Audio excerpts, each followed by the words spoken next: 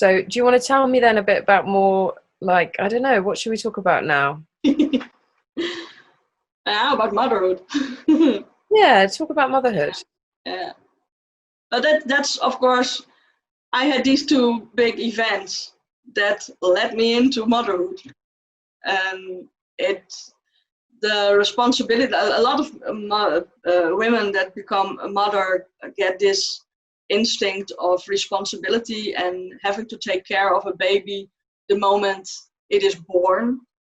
I had it the weeks before because I had to get him out of the wreckage safely. And then when he was growing up, and later, of course, we had our daughter also. And then we found out for real that there was something wrong with Stefan. Or wrong. Something wasn't right. He developed differently than Kirsten. Kirsten just was really fast with all kinds of things. And that's when we started to think like there's something wrong. Something is not normal.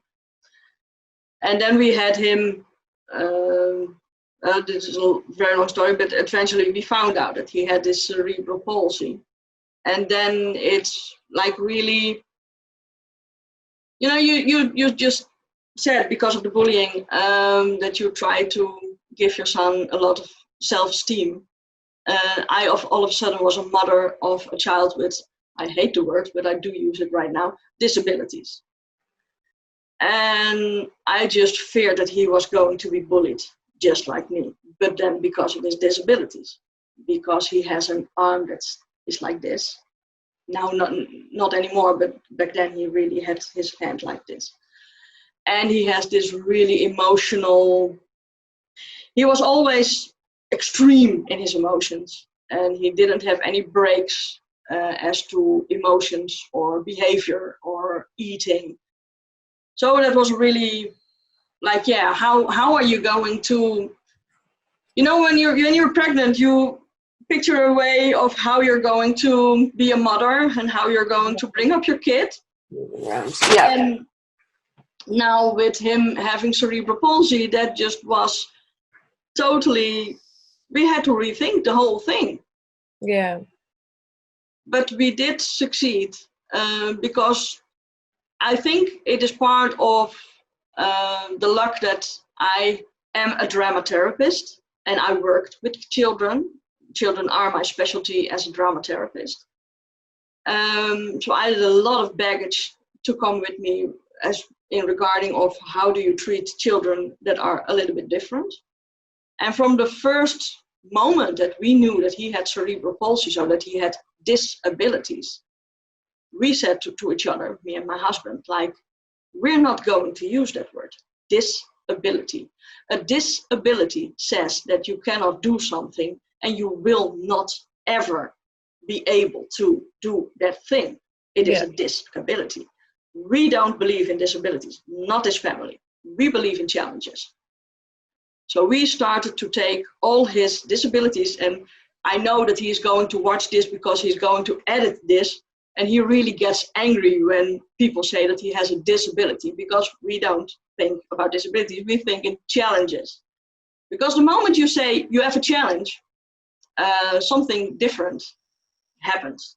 A challenge means that you can achieve the goal. And a challenge means, first of all, that's how we did everything with Stefan. You have this as a challenge. For instance, learning how to talk because he had problems with his talk, or learning how to walk, or learning how to tie your shoelaces, or learning how to ride a bike, or learning how to write. Those are all challenges, a few of the challenges that Stefan had. And with every challenge, we was like, okay, are you ready for this challenge? And if he wasn't ready, he wasn't ready. Then you would just put it aside. You're not ready, we'll wait. But if you're ready, we as a family are going for it. So we support you in that challenge. That's the challenge that we are going to take. Then as a second, so he knew that he had his family. Then as a second part of the whole challenge was like, okay, you're ready for this challenge. Now we're going to see who do you need or what do you need to tackle this challenge. Therapists or stuff that you need, whatever. And then comes, of course, the big part. A challenge means that you have to see how you are going to tackle it. Sometimes it's best you go over it, sometimes you go under it, sometimes you left, you go right, you go through it. Everything, there are different ways. And if one way doesn't work, then we try a different way. And that's what we did with all his challenges. Yeah. And now that he is 18, I see in him the effect. He has a great self-esteem. His teachers are in every school are so proud of him, of what he achieves. He never backs down. He never says like, oh, but I have cerebral palsy, so I cannot do this. No, he is always there to play the game. He's always there to take the challenge. He's always going for it. Unless he says, well, I'm not ready, then we give you time. But yeah, he has his goals and he goes for it. And yeah, I'm really proud of the man that he is about to become, because he's 18, so he's on this brink of.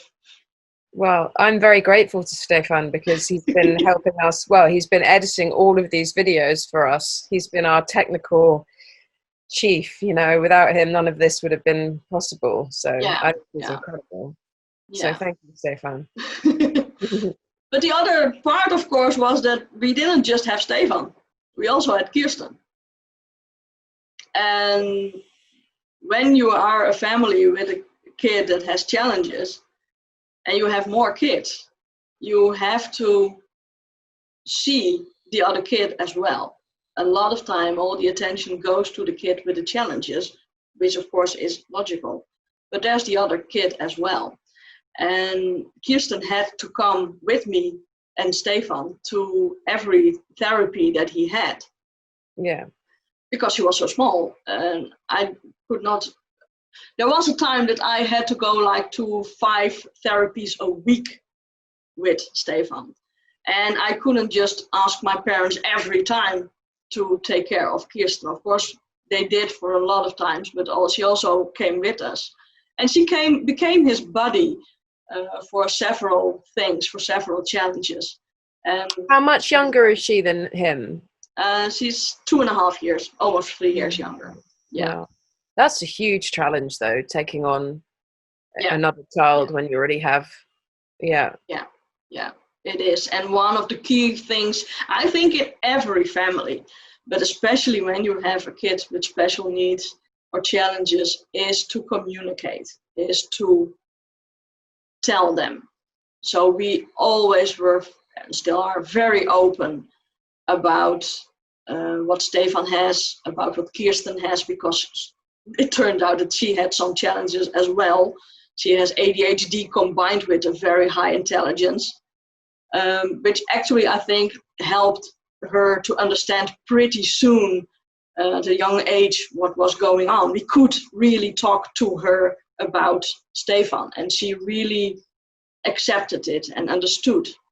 And there was this, when you have to go to like 5 therapies a week with your eldest child, you also have to make this time with the younger child. Mm-hmm. So I would also bring Stefan to my parents and just do things with my daughter. Yeah. Talk to me now about your drama therapy. I want to know all about that, because you speak about it a lot. You mention it, but I don't really know exactly what it is that you do.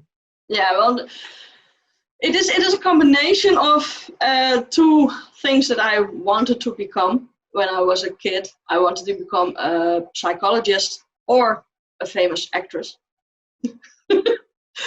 So I became neither, and I became in between.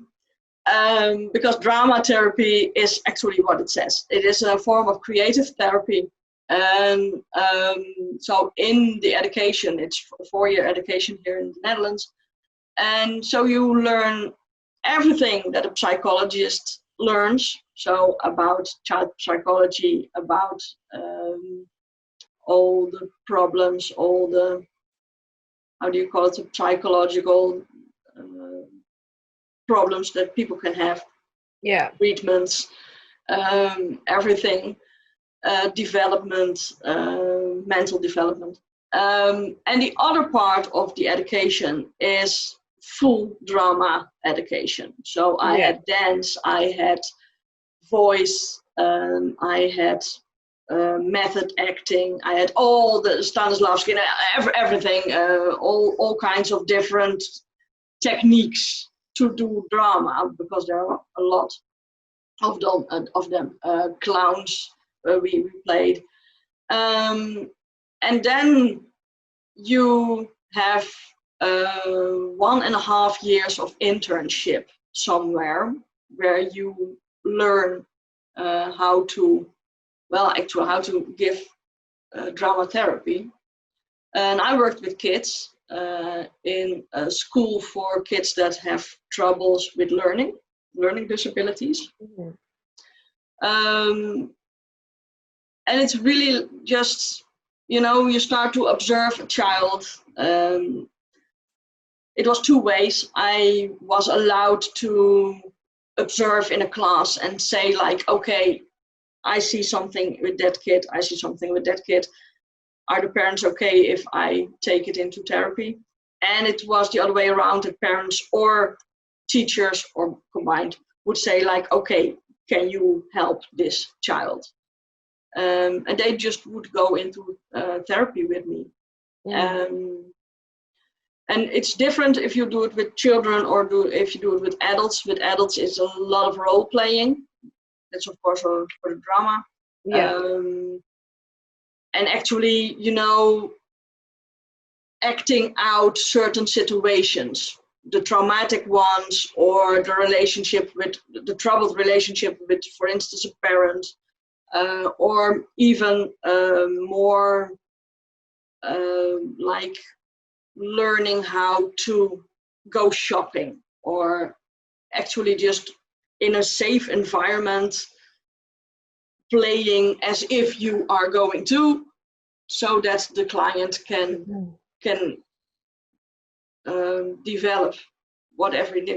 For instance, when somebody has lower self-esteem and doesn't, or anxiety, and is afraid to ask in a supermarket, in a grocery shop where the coffee is, then you actually would just, okay, I'm from the store, you're the customer, and you are going to ask me where the coffee.